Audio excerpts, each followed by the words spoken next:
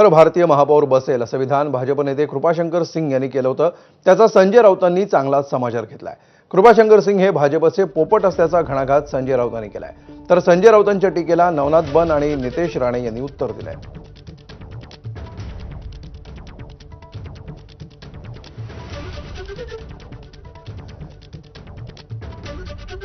मराठी माणसाच्या तोंडावर पिचकारी मारण्याचं पान खाऊन हे भाजपने केलेलं कालचं कृत्य आहे आणि त्यासाठी थोबाड निवडलं कृपाशंकर सिंग यांचं.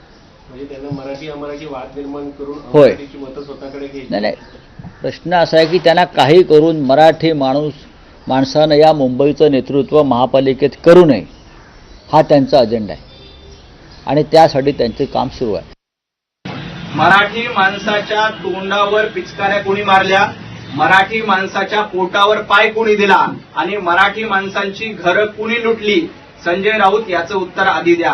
पत्राचाळीच्या माध्यमातून मराठी माणसाला बेघर करायचं, त्यांची घरं लुटायची, पैसा खायचा, मर्यादा खायचा, हे धंदे कोणी केले. आणि यानंतर आपण थेट जाणार आहोत शिवतीर्थावर. उद्धव ठाकरे राज ठाकरे यांच्या भेटीसाठी पोहोचतायत. काही वेळातच ही भेट होते आहे आणि काल आदित्य ठाकरेंच्या भेटीनंतर